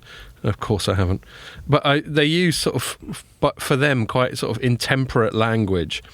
Like there was a weird use of the word torrid. Yeah, exactly. Exactly. I'm not sure it was the right use of it, really, but steamy. Anyway. Where is it? I'm going to find. Yeah, exactly. They were obviously getting quite excited about the whole situation because their press releases are quite short, and all analysts are like this because they don't want to give their marketable products away or commercializable products away. But I said, yes. What was it? It's only okay. The analyst firm felt compelled to tweet them once more. This time, it coincides with the release of Q2 numbers for the sector, which apparently, quote, crushed expectations. Yes, yeah. Having, quote, accelerated at a torrid pace. Yeah. And I just said, for a sober outfit like Dell'Oro to use such emotive language speaks volumes. So basically what they're saying is that things are really picking up. Yeah. And they're largely picking up, I think the US seems to be the big driver. Yeah, tell me what you thought of the Well, yeah, and this is a curious thing, is that I think there's a reference in the press release to brownfield deployments in the US. Yeah, and in the previous upgrade, they'd spoken more about brownfield versus greenfield. Yeah, and so I did ask Stefan, who's the main sort of analyst, about this, and they don't want to provide, there's only so much they can say, obviously, but because certainly, I mean, talking about brownfield deployments, what you mean is that companies that already have networks are starting to use Open RAN and buy Open RAN kit. Now, so like we're talking about BTs, they're the classic brownfield because they've got that legacy shit to deal with. Yeah, whereas something like Dish in the States is a classic greenfield. UK doing it here is a classic case of a brownfield deployment that's quite big, although they only have one site that works. But somewhere in Wales. Never mind. Other than that, where there's an IoT sheep benefiting from it. Exactly. But the US, it would mean people like AT&T and Verizon and T-Mobile are doing it. Now, T-Mobile's been sort of openly quite sceptical about Open RAN. AT&T and Verizon have talked it up a lot, but as I've understood, what they've been doing so far has generally been vRAN, which isn't quite the same thing. And I think Samsung figures quite prominently in that. I get a bit confused between vRAN and Open RAN and all that sort of thing. Well, a virtualized RAN is a RAN where your baseband software is running on sort of general purpose equipment, yeah. But not necessarily according to some Open RAN specification or whatever. No, whereas you can actually have an Open RAN network that's not virtualized. Right. Yeah. Okay. But usually when people talk about Open RAN, it's open and virtualized. Yes. But the two don't have to be the same thing. I hear you. So, for instance, what NTT Docomo is doing in Japan. There's a really interesting case of an operator that has kind of an Open RAN network. I don't think what it's got is compatible with O-RAN Alliance specs because they did a lot of it before those specs were even in existence. But they have bought baseband software from and the dedicated hardware, by the way, that supports that, meaning it's not virtualized, from somebody like Nokia, and then they have radios from Fujitsu or whatever, and a link between the two that allows them to work together. Whereas normally in a traditional RAN, within a closed system, everything would be from Nokia. Yeah. By the way, sorry, Karen, let me finish, but I've got a little tangent to go on. And therefore with virtualization, the baseband side of it is running, it's like Nokia software, but it's on general purpose equipment. Yep. That's the difference, really. And as I understand it, so while Japan's got this situation with NTT Docomo where it's done things that are very strictly Open RAN but not virtualized, the US has sort of gone the other way. It's put more of an emphasis on virtualization. So companies like Verizon, I think, has quite a big deployment with Samsung of virtualized RAN equipment. And, so when I saw this thing in the Dell'Oro note about Open RAN's been given a spur by brownfield deployments in the US, I was immediately like, wait, hang on, what? Means one of the big three. And Stefan, they don't want to say too much because I think they know things that the press aren't supposed to know. Well, and they also want to charge for access to that intelligence. But it's interesting that both AT&T and Verizon have been talking up Open RAN more and more recently and saying that they're planning on deploying this year. And so there's a hint that maybe they've started buying stuff, but we don't really know about it in the journalism world yet. But they actually are now spending money on things that you would class as being Open RAN. Yeah, and one thing that was undeniable from the Dell'Oro thing is they were talking about something like a 4 times increase in revenue just from North America, by which we mean largely the US. Yeah. So it's obviously growing like a mofo. Either AT&T or Verizon or both maybe is now buying quite a lot of stuff. Reading between the lines, is buying quite a lot of stuff that's because if it's brownfield, it's not Dish, which is the other one obviously in the US that's heavily invested in Open RAN, but that's a greenfield deployment, so it can't be that. And the other thing I took out of the whole Dell'Oro update was it's all sort of Asian. It's all Asian vendors. Yes. Which I thought was really interesting. I looked at my racist story on it. I was taking the piss out of Ian before we started, calling him being racist just by identifying they're Asian. Of course he wasn't, and I didn't think he was. But you made a sort of regional observation, but it's true, and I thought it was interesting because you spoke about something else I wrote earlier on this week. Which was it felt like quite a small story, but we both nodded to it, which was this Orange. Orange has got a sort of 5G SA vRAN thing, which obviously overlaps. That's where I get a bit confused with vRAN and overlap, because as you're saying, they often overlap now these days. Yeah. But as you say, they don't necessarily have to, but they tend to. And NEC were not one of the founding. It's called something like Pikachu. Picchio, there we are. Pikachu's a fucking Pokemon, I think. It sounds like a Pokemon, Picchio. Yes. I don't know why they've called it Picchio. Picchio doesn't Pinocchio. mean... Picchio doesn't mean anything in French, does it? No. It's just some random word. I looked it up and it doesn't mean anything, except they have used it before for some random e-commerce initiative years ago that they've got rid of. But the main thing is this Lannion. I'm saying the word they've used before. Right. They've recycled this meaningless word.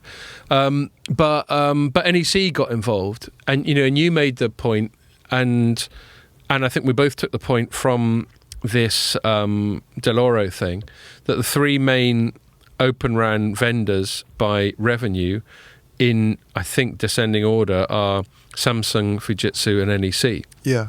And NEC, to me, just in terms of stuff that crosses my radar, it's just every week I seem to get an email about them getting involved in some international Open RAN. Yeah, I was a little surprised by that ordering. You thought NEC might be higher? Well, and I didn't dig into that with Stefan when I sent him some questions, but Samsung being number 1 doesn't really surprise me, because I suspect if it's brownfield deployments in the US, they seem to be quite heavily involved in the US deployment. So they're big with Verizon. It sounds to me like they're deploying. This is the other interesting thing. Well, they're just big and they just have scale. Yeah, but this is the other interesting thing about Open RAN is, you could theoretically have an Open RAN network that is all from Ericsson. Yeah, all from Nokia, open is that? And it just ticks the box because all the specs are compatible, but everything comes from the same vendor. And it almost sounds like some of the operators in the brownfield operators are building single vendor or very small number of vendors with Samsung that's Open RAN compatible, basically. Quite. So it doesn't. Samsung being in the forefront doesn't really. But I was a bit surprised Fujitsu was number 2, because I don't hear Fujitsu being mentioned anywhere except by Dish. No, I'm with you. And NEC, as you say, shows up everywhere. I think largely they've done really well through this relationship they've got with Rakuten Symphony. They figure prominently in Rakuten's network in Japan. And they've obviously worked very, very closely with Tariq Amin, who's the CEO of Rakuten Mobile and Rakuten Symphony, on their products. And that's a close partnership. And as a result of that, they seem to show up anywhere that Rakuten does. They're the company that's selling equipment to 1&1 in Germany, which is like Rakuten's maybe Fujitsu, customer. Being with Japanese Virgin as well, maybe Fujitsu is also a beneficiary of Rakuten Symphony. We just hear about it less. But you just don't see them being mentioned. I mean, maybe they have stuff going on, but they don't want to talk about it and they don't issue press releases. But it's a bit odd that they wouldn't, because they'll want to get their names out. But Open RAN seems to be, so far, it seems to be a lot better for the Asian vendors, if you like, than the Yes. And it's interesting because there's been quite a few negative news stories this year about Open RAN for all this sort of Open RAN's on a roll. And I think Delaware was saying they're now expected to account for about 5% of total RAN revenues this year. So it's a bit higher than they were saying before, I think. There's been some negative stories about Open RAN, notably the parallel wireless, having to lay off most of its staff. And then, which again feeds into your point about, is Open RAN going to end up being something that's dominated by a small number of vendors? Yeah, narrative. Exactly. And then Mavenir, less. I mean, I don't know if it's not negative in that way, but they did have this. While I was off on holiday, or basically trotting around the house doing visa stuff for my son. They apparently had some news item where they had to raise debt to sort of basically keep their efforts going, which doesn't sound like they're kicking ass. Doesn't sound like a good thing, really. No, I mean they're still around. They're fine. Well, they are growing revenues, as I understand, and they were loss making until they're growing revenues, but loss making, as I understand it. So it could have just been raising debt for a big investment push. Yeah, but Open RAN seems to be, so far, a lot better for some companies than others, obviously. And the bigger ones. And the US ones that always get mentioned, by the way, when we talk about Open RAN, it's always Altiostar, which, by the way, is now really Japanese. Yeah. Because it's got bought by Rakuten. So it's got a Japanese owner, even if the staff are still in the US. Parallel Wireless, which is in trouble. And there's no two ways about it, they're in trouble. I'm sorry. But, lay off 8% of your dudes. And Mavenir, where actually most of Mavenir is not Open RAN anyway, it's IMS and core network stuff. Right. So I just feel that the US, they're very big companies, these Asian tech vendors, they're not small specialists. Yeah. This is the other thing. They've just been quicker. They've been quicker. Samsung doesn't just do radios, by the way. It does software as well, in the same way that Ericsson does. Samsung does fucking everything. NEC doesn't just do radio units. It does software in the same way that Ericsson and Nokia do. They're very similar companies. Are they that different to Ericsson and Nokia? And this is the thing. Is Open RAN going to end up being a slight changing of the guard, but you've still got companies doing think it probably will, everything. And I think there's two perspectives on it. Like I made in the final sentence on my piece on this, where I completely agree with all the points you've made so far, and I just said, with the US having been the main political driver of Open RAN. That's good that you agree, because apparently you scored one over me last week. I know, thanks for reminding me of that. I'll bring that up. With the US having been the main political driver of Open RAN, it'd be interesting to know how well this pivot to East Asia fits with their geopolitical cunning plan. Because completely. The political rhetoric coming out of the States is, we like Open RAN because it creates vendor plurality, because we've created a duopoly by telling Chinese vendors to fuck off. Yeah. And it's a duopoly that's from the Nordic region, by the way, not US. So quite. Where's our role? And so that made you wonder whether or not they thought this might be an opportunity to create they might create an opportunity for some, I don't know, Motorola or Cisco type of company to come and get involved, and they haven't. No. And it's been, I'd say in terms of the companies we write about, principally Japanese, but I take Delaure's point that Samsung's kicking ass on this as well. But the Japanese, through Rakuten, through NEC, through Fujitsu, through whoever, Altiostar, which is owned by Rakuten now, they're the ones that seem to be making all the noise in terms of the stories we write. I think if you look at the guts, and that's fine. I'm not looking for them to be protectionist. Yeah. But I just wonder if this big political push towards Open RAN has played out the way they'd hoped. Well, I just think that they don't really understand it. The policymakers, it was like exactly what you've just said. It was almost like they thought with Open RAN they could put together some new entity that's a bit like Ericsson. And actually, America does really well in a lot of ways out of RAN generally. Intel, Marvell, Broadcom are massive suppliers to Nokia, for instance. Now that's for. Actually, I think some of the stuff that Nokia is doing on the Open RAN front, but also just traditional networks. Broadcom's Singaporean. Those now, are but certainly Intel and Marvell are big suppliers to Nokia for its traditional 5G gear. Yeah, Google, AWS, Microsoft Azure, those cloud platforms are going to be very important in the telecom. Good segue, because we're going to talk about them in a sec. So it's almost like they don't really. They didn't really sort of get what the setup was to me. I'm just looking at time and Pierre's flight that he's got to catch. So I'm gonna accelerate it, and I'm gonna fill some time, because Ian needs to make his excuses. But it's good because it means I get to talk about Ian behind his back. He alluded to something. We got a LinkedIn comment on last week's pod from a chap called Paul Rhodes, who I've bumped into once or twice, and he regularly watches the pod and comments on it on LinkedIn. Anyway, he started his comment, Scott 1, Ian 0, I'm afraid. And I was like, excellent. In your book, yeah. Yeah. And he went, great to have you back. Thanks for that, Paul. And he started, I'm not going to read the whole thing because he made a sort of, well, not that long, but a longish comment. He said, Scott's correct that Open vRAN's very existence creates a virtual third vendor. Now, I mean, thanks for telling me I was right. I don't necessarily completely agree, Paul, that it's as simple as 1-0. I don't remember Ian and I sort of fundamentally disagreeing on that. And I think if he were here rather than attending to personal business right now, he would say that, as we've just concluded that last thing, that yes, it does create a third vendor, but what it doesn't do, which I think we both agree on, is it doesn't create 10 vendors. It's allowed perhaps Samsung more access than it would otherwise. It certainly seems to have allowed Fujitsu and NEC more access than they would otherwise. But I don't think it's created this sort of complete plurality of vendors that was always the dream with Open RAN, where you'd just be picking. We'd be going to this supermarket of vendors and going, oh, I fancy a bit of parallel in my Open RAN today. That's the dream, isn't it? Exactly, and I don't think that's happened. And I was just briefly, Ian, and I won't dwell on it. Although if you've got any comment, feel free. Just because we're running out of time, but I was briefly mentioning Paul Rhodes' comment on LinkedIn, saying 1-0, and the point I was making, while I'm still grateful to have won, I'd rather it's 1-0 to me than to you.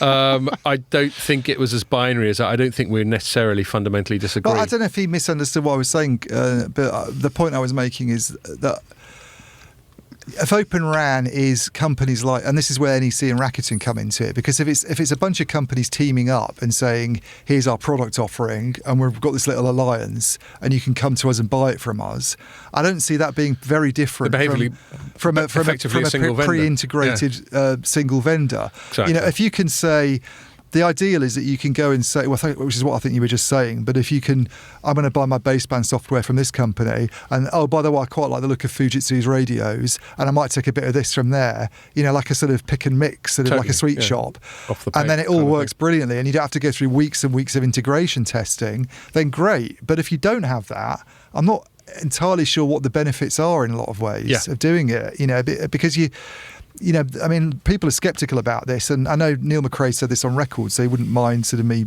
mentioning it, but you put more vendors there, you put more suppliers in the mix, you tend to find that your costs go up, they don't go down. It's very hard to get... Yeah, well, I imagine a negotiation between, let's say, I don't know if Neil's involved directly in the procurement, but let's say for the sake of argument he is, a negotiation between Neil and his sort of senior counterpart at Ericsson, he gets to go, all right, I'll buy all your shit, but you better make it worth my while, and that's where negotiation goes on, isn't it? Yeah. Whereas if you're buying individual components off the peg, you don't have that kind of bulk negotiation leverage. Totally, exactly. Yeah. I said leverage. I wanted to say leverage because leverage is more American. Leverage seems more English. It's more English, isn't it? I just try. I'll make some concessions. I'm putting more Z's into stuff where I used to put S's. Now I'm making some concessions. I almost do it as a default now because we have to do it with light reading because it's. Well, of course, but you've got more of an excuse. It's an American title. The thing that always confuses me is the use of 1L in words like travelled, for instance. Right, or levelling or something like that. Or, yeah, that's true. And I find that it stumps me sometimes because it just looks wrong. Or focused. Well, I think we'd do with 2 S's, wouldn't we? No, we do with 1 S. Oh, do it with 2. That's just showing my illiteracy there then. But 2 L's with things. It's not like you're right for a living. Do you know what I mean? I hope no one who pays me heard that bit. And that was just joking anyway, I didn't even mean it. But yeah, a lot of the time American stuff is actually, like you got something like through. Why shouldn't it be THRU? Why all these G's and H's? They don't fucking add any value. We probably got that from the French. I mean, French are the kings of just redundant letters. Yeah, they are. They don't do much, do they? Or like things that sound the same, that means totally different things. Like what? Like, I don't know, cours. Right. Court means both court. It means short. Oh, okay. English is quite good on that as well. English is quite good on that as well. It's spelled differently, but it sounds the same. But it's three different. Yeah. I just like French words that are pronounced like a single syllable, but you got this like EUX or something at the end, and none of it's 20 pronounced. letters hanging around, not doing it. Yeah. Just hanging around. It just sounds like someone cheating at Scrabble. In fact, the scores in French Scrabble just must be through the fucking roof. The longest words are. Yeah. Anyway, so we only got about 15 minutes left, so we will move on from that. So the last thing I want to talk about is this sort of content-y censorship thing. I wrote this morning. I wrote a story that says U.S. government gears up for another attack on big tech. So this is broader than just censorship. It's big tech. The story itself is the White House issuing this. What did they call it? Something really weird. Listening session. Sounds very sort of Maoist, doesn't it? Yeah. It is one step removed from a struggle session. A listening session where basically it was a set piece where they got a bunch of people in to corroborate what was their pre-existing agenda, which is that big tech needs reining in. Now, on a lot of that, I agree with them. Big tech does need fucking reining in. You know, we're always moaning about this oligopoly of public cloud giants. You know, anyone who still uses Facebook will realise that half the time I don't see what my immediate relatives put up because Facebook's algorithms decided I need to see some other random shit because it might help them make more money than just seeing my dad's latest moan about the state of the probably I see your dad's moans probably more than you do. Actually. Yeah, probably. That's one of the things that comes up mainly on my Facebook feed. Well, exactly. Your dad's moans. It probably does more than mine, but that's the point about the algorithm. They probably try and, because part of it is them trying to expand the network. So they're like, well, it's crazy though. Like on Instagram, I clicked on two like fighter jets posts, and now my page is inundated. What's the word? Inundated. With just like more fighter jets, and it's like, okay, I was just interested in those two posts, and I was like, here's like 100 of them. Oh mate, I mean, I'm sure we've had this chat before, and I certainly. So then you have to ignore them. You make sure you ignore them, because then if you like ignore them for like half a day, but then click on one more, and they go, oh, so you do like it, and it like floods you. I swear, sometimes stuff will come up. I'll get served ads, like. Yeah, to stuff that I'm sure I haven't even searched on. That maybe I've just chatted to my wife about. A new pizza oven. You click on it, like, I want to know how much it costs. It's like £1,200. Okay, no thanks. And then because you clicked on it, it serves like three more brands. Even that. Sometimes I think it's just someone listening to me. Yeah, I know. There's that rumor, yeah. And it goes across platforms. So like on my phone, I've got ads served up to Digital Transformation World, this thing we're going to in Copenhagen. Right. And I've probably searched on it on Chrome on my work laptop. That's somehow gone from my work laptop into the cloud and onto my phone. Yeah, and ended up in Facebook somehow as well. Well, yeah. I've noticed that happening. Something squeaking. Yeah, that was me just rubbing my feet together. Sorry. But you probably got like an email with your flight or something. In your exactly. Or like, you know, I think I said last week I started playing squash. When I book... You look for a hotel. When I book a new squash thing, it comes up on my Google Calendar automatically. Yep. No, I'm all into fucking exercise. You wait, I'll be running you guys off the track before long. Yeah, right. Yes, I think I've got to improve my mile time quite a lot before I'm in your space. But anyway, so those are some of the aspects of big tech where we can agree they need to be reined in. There are other areas like, you know, the perennial one of protecting kids. Do they do a good enough job of protecting kids from getting dodgy content or being put in touch with dodgy people? There's general competition that comes from massive companies. You know, do they behave like a cartel, or do they even need to behave like a cartel? You know, what can Amazon do to squeeze out other e-tailers? What can Google do to squeeze out other online service provider companies and all that sort of thing? And these things constantly come up in anti-competitive things in the EU and in the US. You know, I've always said the EU, while I'll be the first to slag off the EU, it's really handy when it comes to taking on massive companies like that, because they've got the scale to just go, if you fuck with us, then you can't operate in these 20 countries. Yeah. And that will get their attention, won't it? And so they came up with this thing, but this listening exercise was a typical sort of bit of political theatre, because what they basically got is a bunch of experts, and I'm sure they were expert in some field or other, but just to tell them what they already what they wanted to hear, which is that these fuckers need sorting out. And they came up with I'll briefly say the sort of 6. They came up with these core principles for reform of big tech. And I'll just quickly read the bits I put in bold. Number 1 was promote competition in the technology sector. So that's kind of what we're talking about with this sort of pseudo-monopolistic behaviour. Them basically being too big and crushing competition.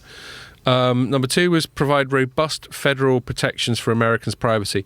This is to do with data privacy, primarily. Americans are particularly worried... I won't get into it now, but they recently had this thing in the States where they overturned a 50-year-old Supreme Court ruling called Roe versus Wade, which is to do with abortion. And now a bunch of people, principally the ones who in the polarized debate in the States are pro-choice versus pro-life, which is how they characterize it, are shitting themselves now that data from their browsing and from their social media activity may be used to sort of identify whether or not they're breaking the law when it comes to abortion. Is that how they like it to be termed, the people on the pro-choice side? Yeah, pro-choice say pro-choice, and the other one's pro-life. I don't know why either of them have to be pro, but that's just how they do it. Pro-choice versus pro-life doesn't sound good, though, does it? Well, pro-choice... If the choice between life and something else is... They're pro-life until you're born. Once you're born, you're on your own. Well, the pro-choice. I don't want to get sucked into it because this is a whole podcast by itself, or a whole series of podcasts. I just find those weird labels. Well, the reason they say pro-choice is because they're talking about it from the woman's point of view. They're saying you can't tell a woman what she can do with her body. No, but I just think it opens you up for someone on the other side, and I have sympathy for that argument, the pro-choice argument. But it opens up for someone on the other side saying, "Oh, so you mean a choice between life and death? Then, do you?" I suppose so, but I don't see it used that much. But it probably is. Anyway, so that's the bit about individuals' privacy. They dwelt on that. I think they call it reproductive health. They like to euphemize everything. Yeah. And then protect our kids. That kind of goes without saying. Remove special legal protections for tech platforms, which is the bit I want to dwell on in a sec. Increase transparency about platforms, algorithms, and content moderation decisions. Again, bloody hell, what? No, but it's hard to argue with. Big words there, Scott. Well, yeah, but it's hard to argue with because we were just talking about on Facebook how you're more likely to see shit from my dad than I am.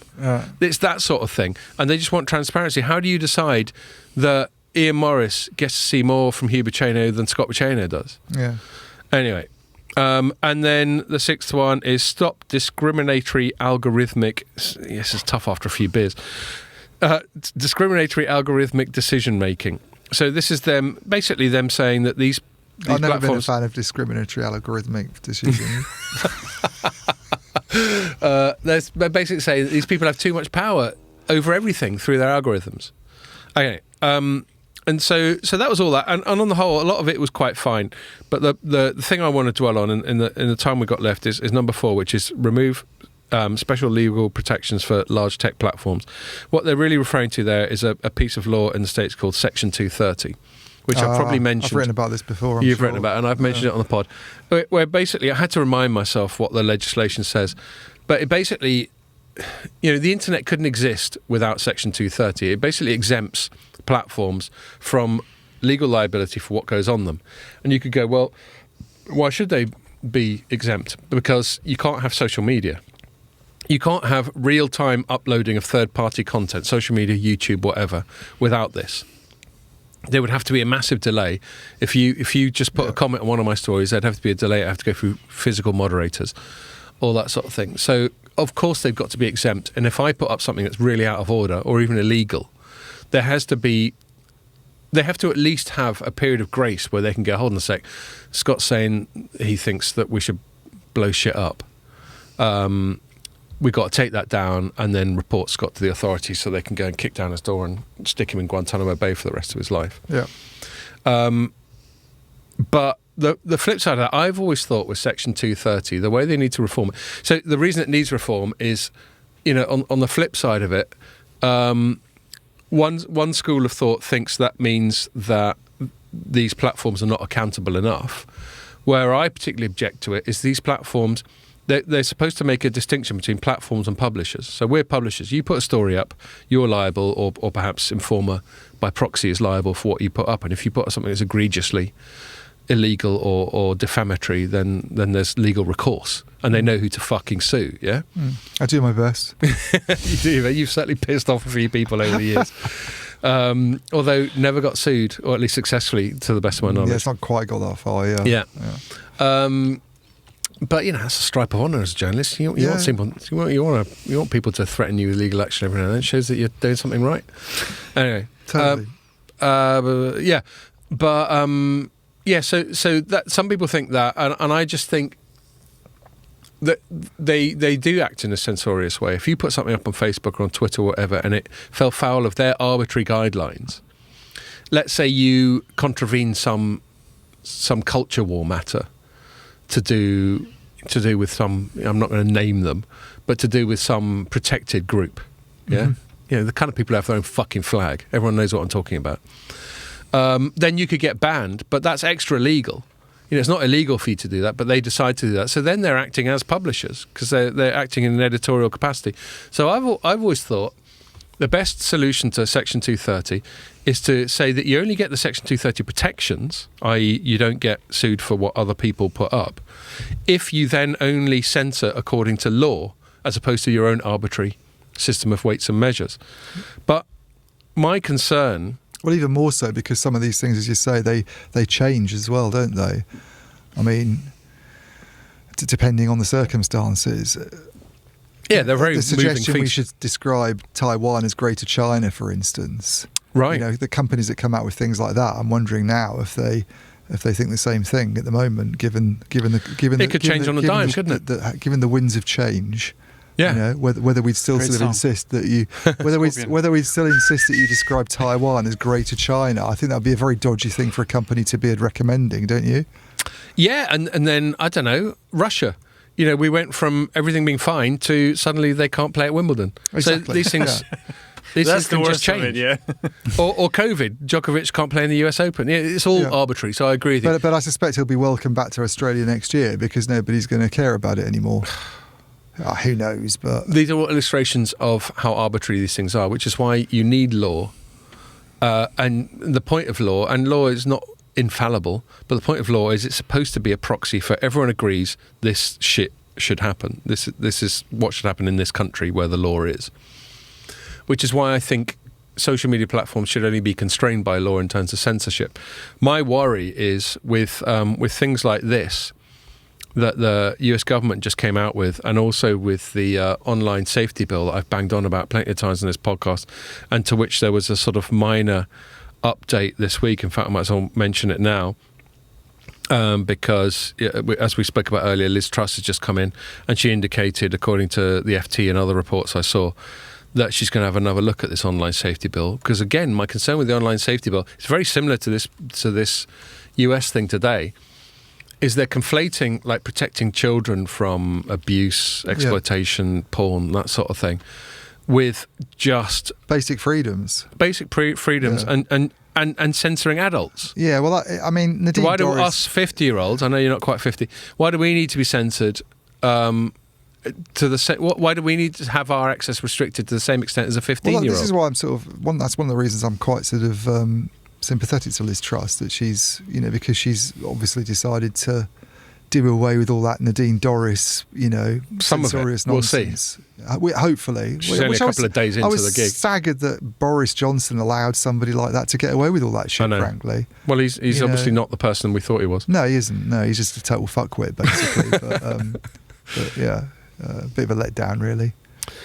So that's it, really. I mean, I've banged on for a bit, so I'll put it to you. Just do you? I know I'm quite strident in my position on this stuff, but I guess I want to ask you, and then we'll wrap up there.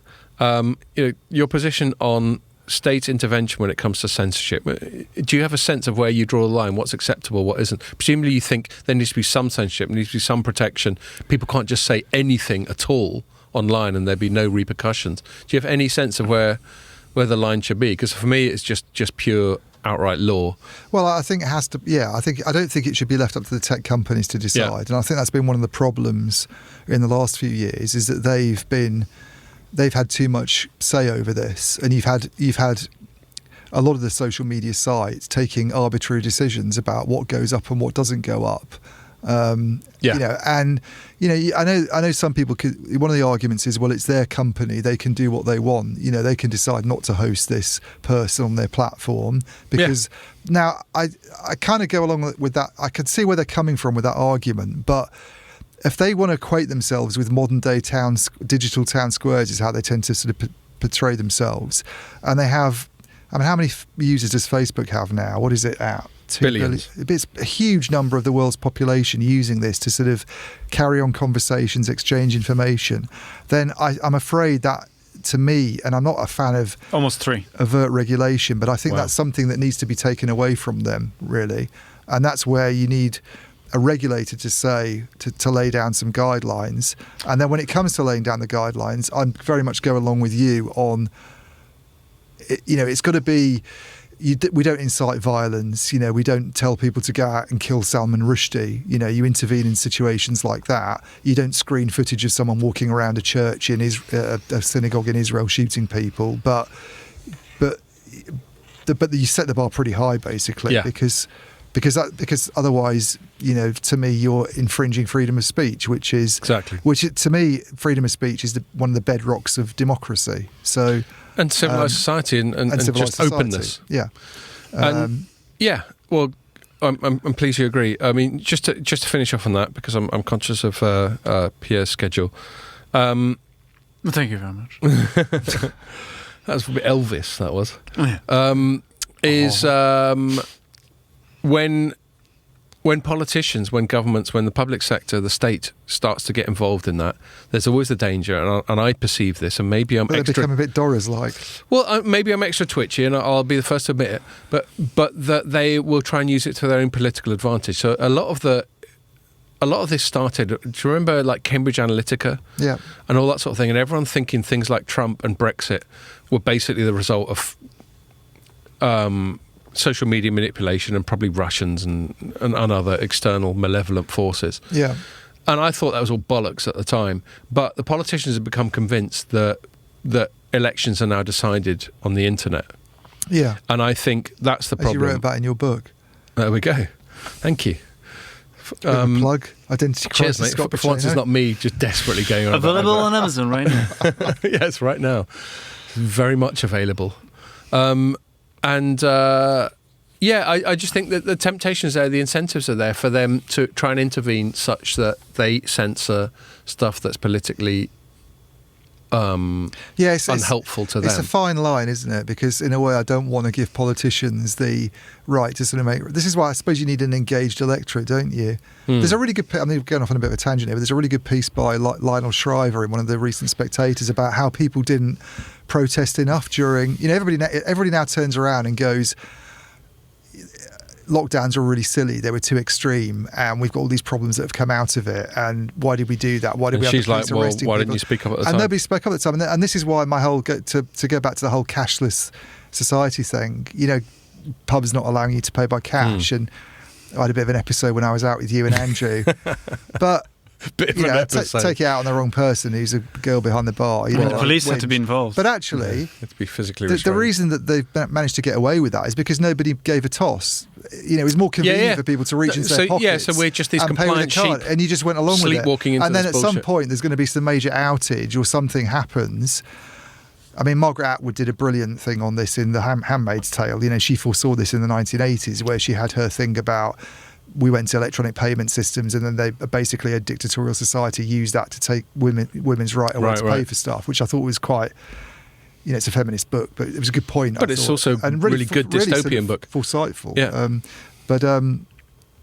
Yeah. I just think people need to be more engaged than they are sometimes in these conversations. I worry that people care enough about freedom of speech these days because everybody's so worried about upsetting people. It seems they seem to be more worried about upsetting people and than underlying principles. Than underlying principles. Yeah. No, I agree. Yeah. Okay, mate. I couldn't say it better myself, so I'm going to end it there. Let Pierre whiz off to the airport. I'll just say thanks a lot for listening, and make sure you join us for the next one.